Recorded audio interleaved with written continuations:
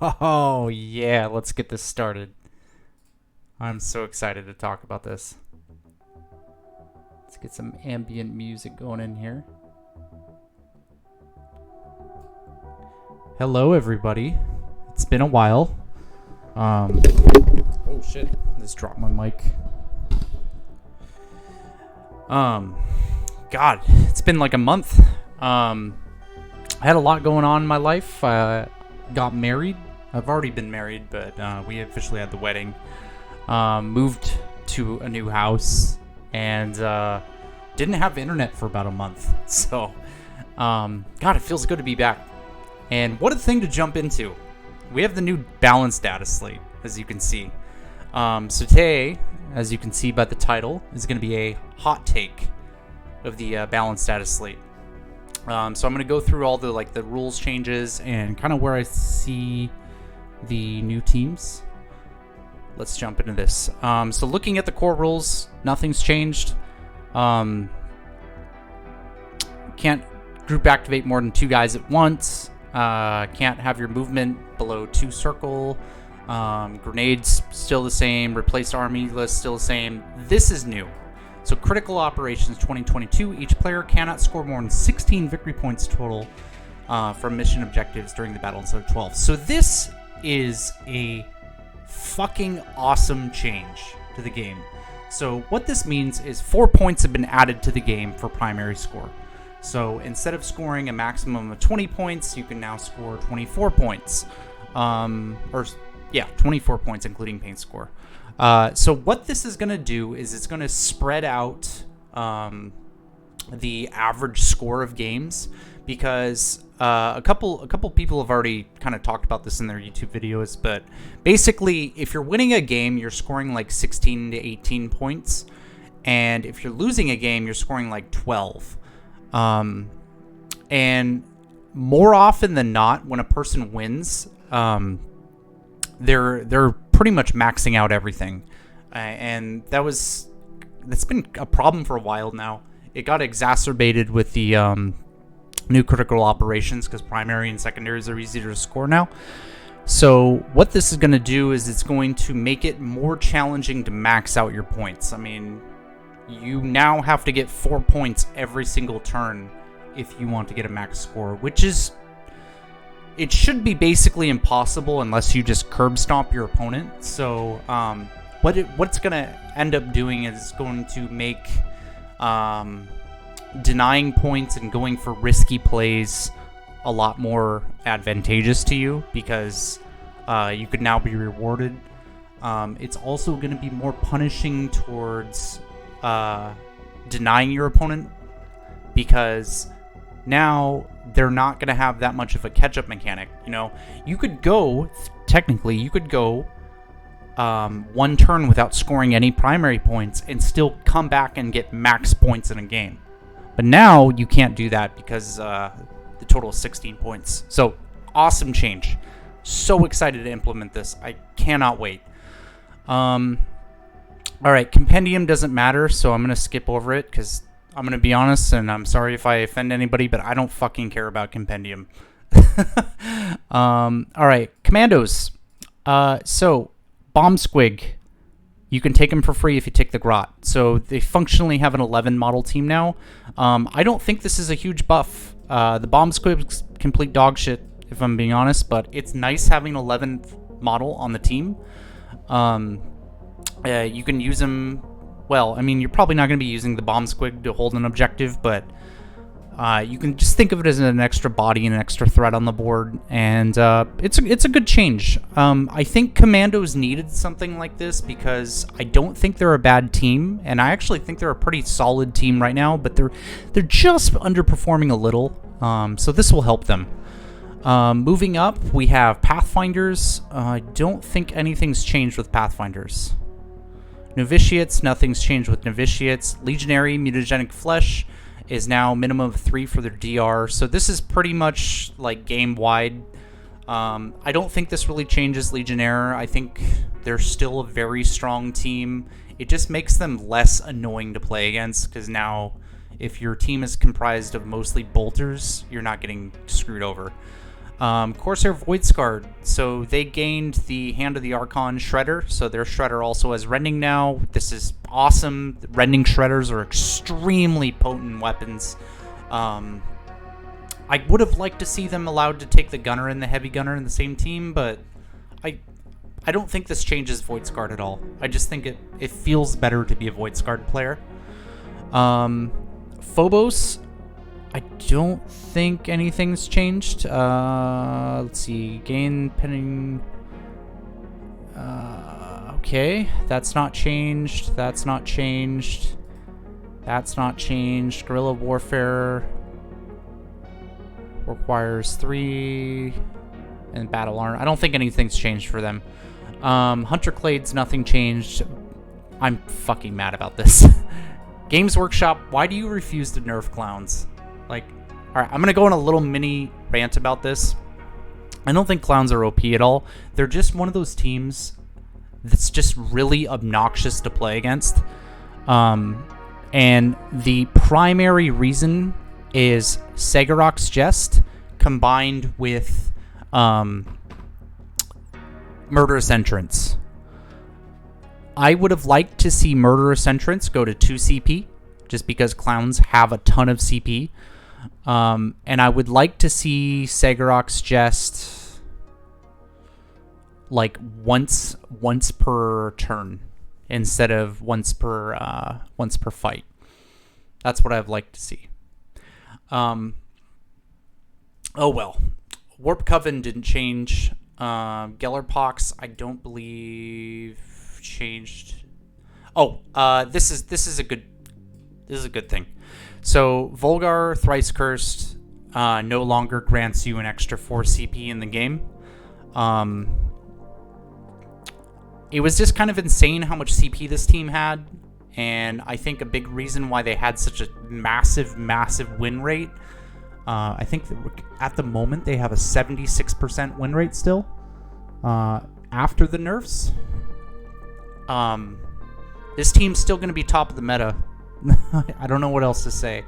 They're 5-up, feel no pain. Probably should have gone to a 6-up on the big guys, but it is what it is. If you're a Gellerpox player, you're probably looking at this and going, wow, that fucking sucks. I don't have a CP anymore, but I still have everything else, so I'm still really strong. Moving on to Starstriders, a team I've been playing a lot recently.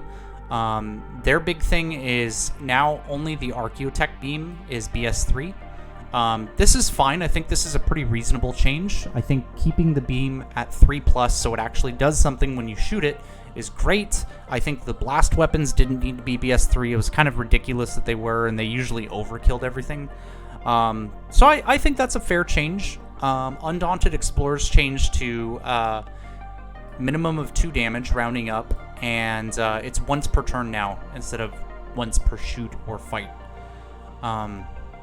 So this is still really good. I think Starstriders are still probably the best team in the game. I don't really think this changes much with them. The support assets being nerfed is like, yeah, that's a nerf, but it's not what makes the team strong. For people who don't understand Starstriders, they look at the support assets and think that those are the true strengths of the team, and it's not.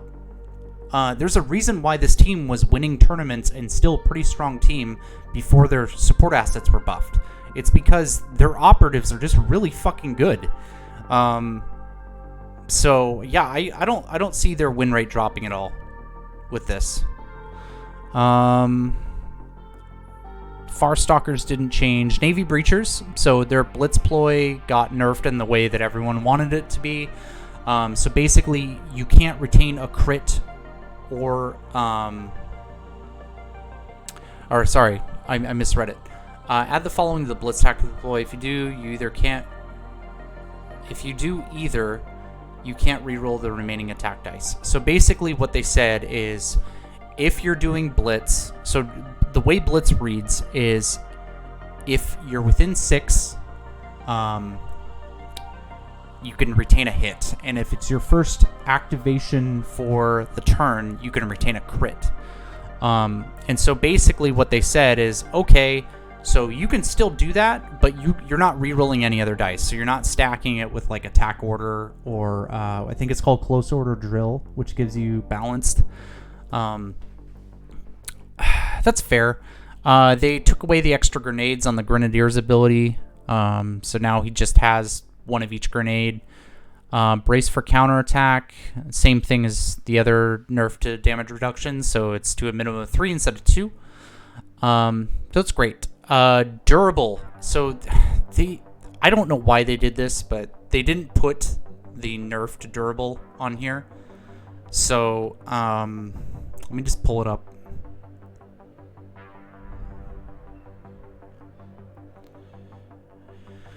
Oh, where the fuck is it?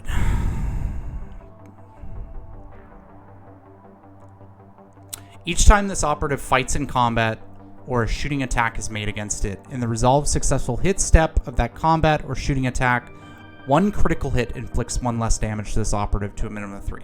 So basically what they did is they said, hey, durable, get fucked. This only happens once. So crits, you will beat the crap out of his intercessors now. I don't think you're going to be seeing durable taken at all now. You'll probably see the extra wound, or you'll see the extra movement, and then duelist, which is the parry. So I think that's a pretty big hit to intercession, but I don't think it changes them that much. It just changes their playstyle. I think this team's still perfectly strong and viable team. So, Hierotek Circle. Alright, so let me explain what changed with these guys. So basically all of their actions became free. So the accelerator has 0 AP and it's 6-inch range to make it in line with all the other comms abilities with other teams. That's a nice quality of life change. I don't think that really changes all that much, but it's nice. The reanimator, same thing. You don't subtract 1 from its APL, so essentially it's a 0 AP action. The Cryptek, Despotek, and Apprentech, you add 2 to their wounds and improve their BS and weapon skill characteristic by 1. So this obviously doesn't affect the Cryptek because he already had this, but now the Despotek and the Apprentech are 12 wounds. And the Despotek's actually BS 2 now, which is pretty big. The Apprentech's not dog shit anymore. You actually want to take him on your team because he's BS 3 now. He's weapon skill 3 and melee. He's got some pretty okay melee attacks. So that's great. Moving on, Cryptek's command was already 0 AP, but now the Despotek's demand ability is 0 AP, so he can give balance to somebody. This is great. It's a nice quality of life change. I would have liked to see him go to the APL 3, if I'm being honest, but I'll settle with this. And then the last big thing is the Cryptek actions last until his next activation, instead of until the end of the turning point and the start of the turning point. So this is a nice quality of life change, mostly aimed at the Technomancer for his reanimation abilities and stuff, but it indirectly buffs the Chronomancer and the Psychomancer's debuff thing. So now the Chronomine is going to... Dude, the Chronomine's going to be up forever now, because you can throw out the Chronomine at the beginning of your turn, and then keep it until the last activation. So the Chronomine's is going to be like basically permanently on the board now, which is pretty insane. I don't think the other stuff matters all that much. I don't think Hierotek Circle really changed after this. I think they're still a terrible team. These are nice quality of life changes, but it's not enough to make the team in any way, shape, or form viable. Kasrkin, +1 wounds, so they're all 8 wounds, which they should have been from the start. Add the following to elite ability, or add the following to elite ability. Nice English. In each strategy phase, add 2 elite points to your pool. So now you're getting 4 elite points. This is nice. I think the 8 wounds is the big deal. So now if you get hit with 4 damage, you're not instantly injured. You have more elite points to play around with. I think I think Kasrkin, this probably puts Kasrkin into like the 45% win rate category. I think they were already kind of skirting the edge of being like a viable team, and I think this probably pushes them just over that line. The combat blades, whatever. I don't think it's oh, sorry. Actually, the combat blade's really good. I did not... When I initially saw this, I looked up Forcadia to see if it would work with this. And Forcadia said gun butts only, and I didn't read this text that I'm highlighting right now. And I was like, oh man, this is so cool. It turns into a 4-5 weapon. That's so powerful. And then I saw the gun butt thing, and I'm like, oh no, it's combat blade's dog shit. But no, it actually does stack with Forcadia. So now you can give your guy basically a chainsword for 1 EP. That's great. Okay, so, I mean, now you have something to actually spend points on as a Kasrkin player, so that's pretty cool.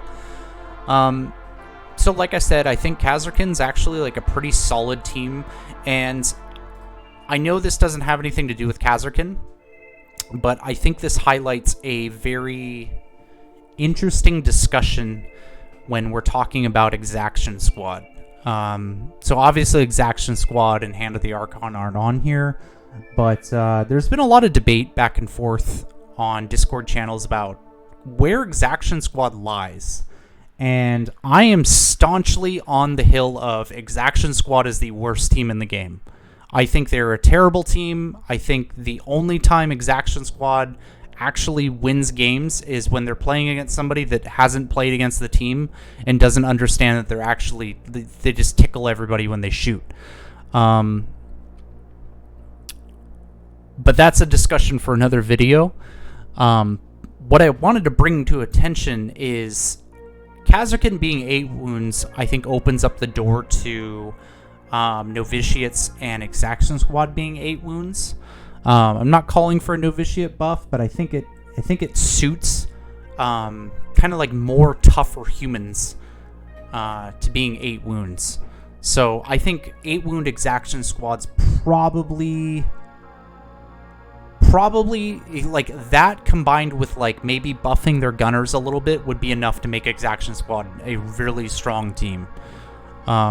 So I think this is a fantastic buff, and I look forward to future buffs. I don't think Kasrkin... I don't think they're very fun to play, though, still. I would have liked to see, like, elite points just being changed, because I just think the elite point ability... I mean, other people have talked about this, too, but I agree with them. It's just a boring ability. Like, there should be elite points for doing free mission actions, doing a dash, or, you know, doing stuff like that. It's just, I don't know. I'm happy for them, though, because the Kasrkin are a cool team. They're just boring. So that's it. That's the changes. So, overall, predictions for how I think this really changes the game. I think the teams that are at the top, I don't see them going away. I don't think they were nerfed to a point where they're going to change. I think Gellerpox and Starstriders are still the best teams in the game. Breachers probably went down a little bit, if I'm being honest. This gimmick right here was kind of like one of the things that was really keeping them, you know, like really dominating the meta.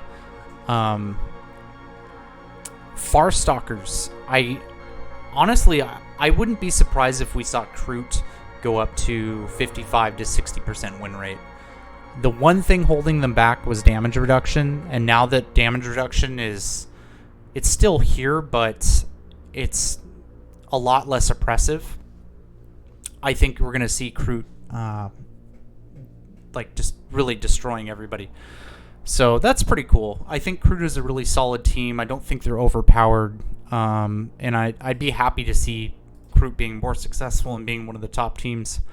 Going up to Phobos, for the same reason Kroot kind of got an indirect buff, I think Phobos got an indirect buff also, just because their bolters are just a little bit more effective now. They can go into intercession, for an example, and actually shoot with their bolters and do something now, because durable's not going to be, making it so you need what, like 4? No, I think you need 5 hits to kill or 5 crits to kill an intercessor. Well, I guess it's 3/3 either way, right? With durable, like that's a little silly. So now you can chunk them down just a little bit more. I think you still need 5 hits though. Oh, I guess 4 would do it, right? I'm good at math. 4 times 4 is 16. Yeah. So that's kind of cool. They got a little bit better. Phobos's main issue right now was going into elite matchups and, other stuff like Breachers and Star Striders, and they can actually kill those guys now. So that's pretty cool. I don't see Hierotek Circle changing in win rate at all. They didn't touch the main parts of the team, which was their APL economy. They affected their stuff with some quality of life changes, so there's a lot of 0 AP stuff. I wish they would just fucking allow you to swap out the plasma sites. Can we just collectively come together as a community and accept that the plasma sites are really bad? Can we just please do that? I think if you were allowed to swap out plasma sites for a immortal or a death mark, and having a actual 8 model team, I think would put them into being actually pretty okay team. But you can't do that right now, and I don't see the changes to this team really affecting anything. The plasma sites didn't really have AP problems to begin with. Like, you're kind of not really doing much with them, right? Because all you're going to be doing as far as actions go, like into the dark, you'll be opening doors, but you're not really doing much else with them. I guess occasionally you'll be doing mission actions depending on what you're doing, but I mean, with the new TAC ops, like, you don't really have to do that many mission actions per turn. Like, at most, like, let's assume you're doing loot, right? You're doing loot and salvage, and you're playing your I forget what the fucking Unearth Artifice stratagem, right?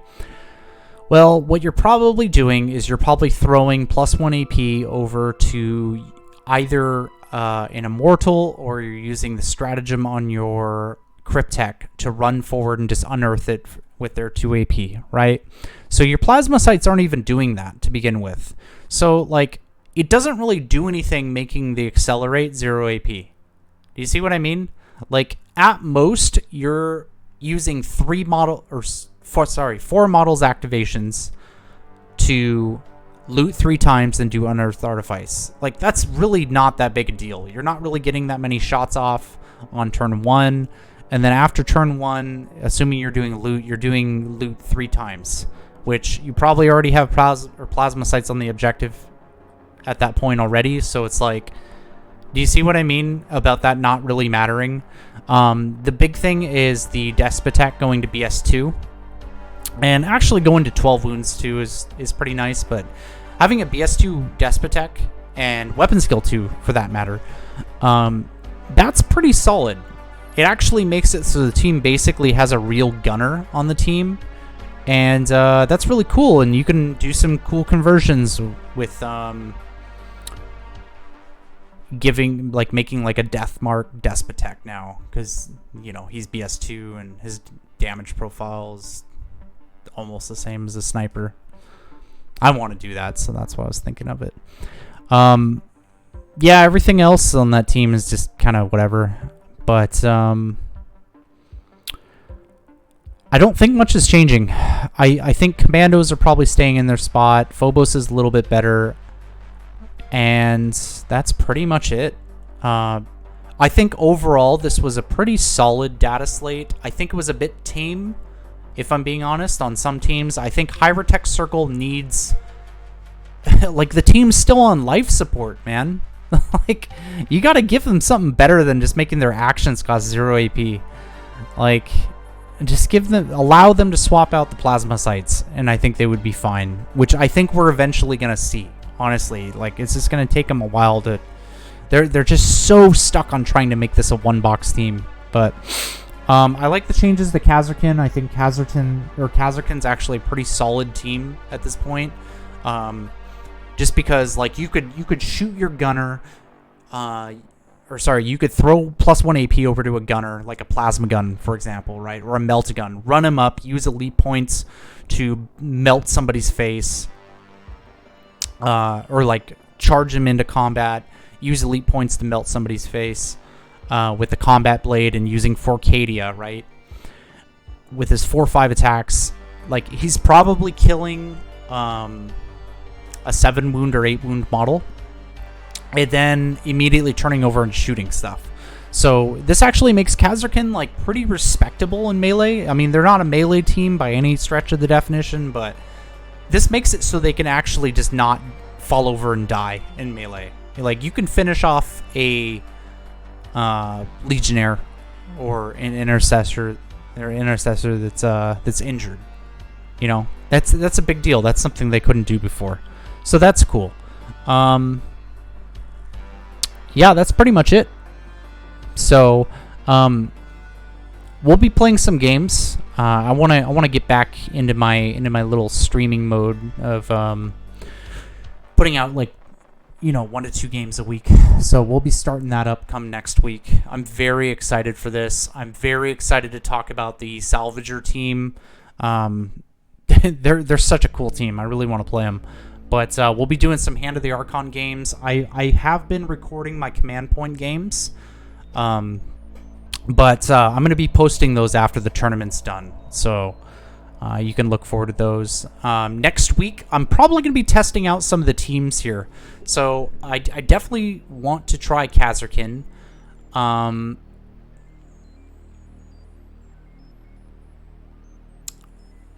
Maybe we might do some Hierotek Circle too, just for the hell of it.